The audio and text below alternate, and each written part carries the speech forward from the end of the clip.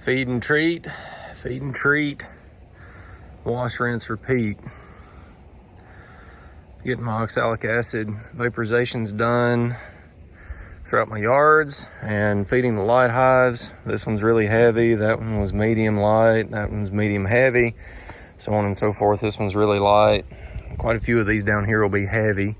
These were honey production hives, so I left plenty for them. A lot of them are coming out of my feeding group, which is good. That reduces the feed bill, which has been high this year. Really high because of the drought that we had. Trying to get through 4 yards today before I have to go pick the kids up. Seems to be the magic number. It's doable. I don't have to start in the black dark when the bees are really cranky, and I can finish before I have to get the kids. Last honey pull of the year. Having to go through this thing where the queen was above the excluder. Sort out the brood frames. Brush the bees off of the honey frames. Shake the bees down. Shake them down, shake them down. I'll probably leave this one in 4 boxes. It's a big hive. Really big. Queen's got a lot of brood in here. They've done well. Just wish she would have been below the excluder like she should have been. So just open this hive up. Checking, just happen to be checking on things. Obviously this queen has got a very high expression of VSH. They are chewing brood down like crazy. So they've probably, well, I know they've got a mite load, but they're doing what they're supposed to. So here's what we've got going on here. I pulled 3 honey supers off of them. They're gentle. They had a high mite count, and they also have high VSH. That's the orange pin and the red pin.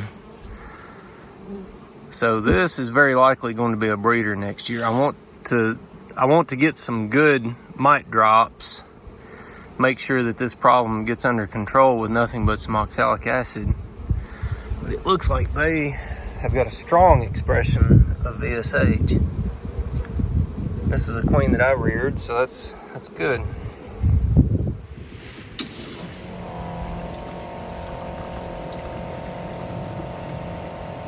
It's October 2nd. I'm still trying to get some hives fattened up for winter.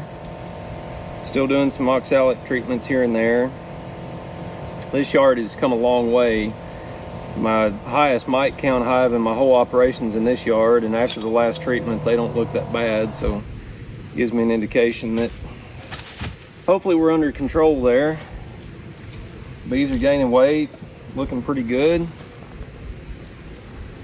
Bees don't like this time of year. They tend to be grumpy. They don't want to be messed with. In spring, they'll be a lot happier. I appreciate all the comments and people checking in on me after the hurricane. It hit parts of Tennessee and, of course, North Carolina really hard. We're actually a little bit west of Nashville, so we didn't get anything but rain. We got a little less than 3 inches of rain, which was much needed. Came through it okay. Just so everybody knows, beekeeping's pretty seasonal.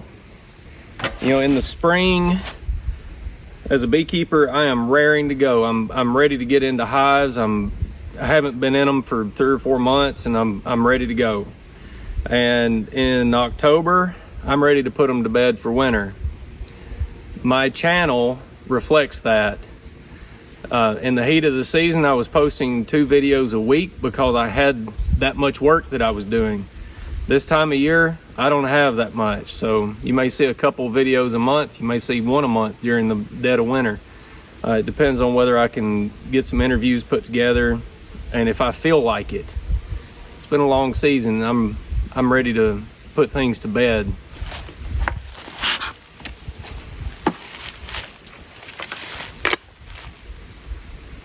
They're heavy.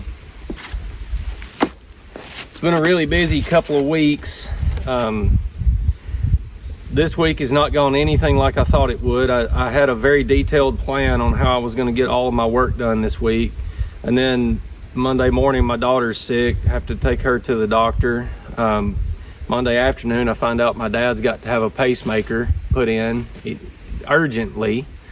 He had a 16-second pause. He was wearing a heart monitor, and one night his heartbeat paused for 16 seconds.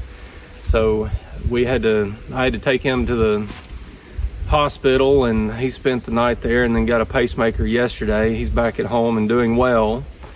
But boy, life can interrupt your plans very quickly, and it's just how it is. I've got a festival coming up this weekend. I've got massive honey orders that have to get bottled and delivered, and hive work is high on the list, and family's at the top of the list. So you just when life comes at you like that, you just need to prioritize family first, and then when I've got time to do things below that, what's the most important thing to do?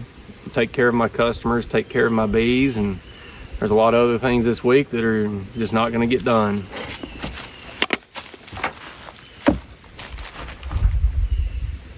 They're actually pretty heavy too. That's good. They've been really lightweight.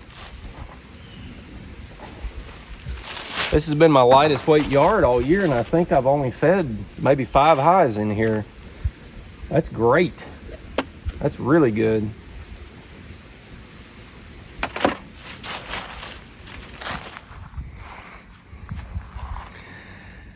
So I bought this trailer this year. This is a 6-foot wide, 12-foot long tandem axle, 2 3,500-pound axles, and very importantly, it's got cargo doors, and it's 6'6" tall. So if a pallet is not too tall, I can get it in here, like a pallet of bottles, things like that, sugar, and I can also deliver pallets of honey. I've got a pallet jack that I can keep in here. Got some 2x4s screwed down to give me a good place to stabilize it. So a forklift can get a pallet into about here, and that puts way too much tail weight on the trailer, which is unsafe. So I can use my pallet jack to just slide it up to the 8-foot mark, which is about here, and that works well. Get the weight distributed over the front axle, basically, which puts tongue weight on it, and most of the weight on the trailer, but plenty of tongue weight for safety. I did put a second floor in here. The floor was 3/4 plywood, so I put another layer down. That's basically sacrificial. If I'm dragging drums and pallets and stuff in and out of here, I thought that would wear the floor out, so now I've got a sacrificial layer that I can take up and replace.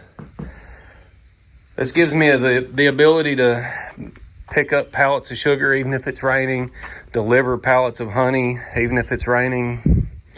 Pretty nice. This is something that I thought I had to have this year, and I'm using it a lot already. I'm getting it loaded right now to go to a festival, which is really nice.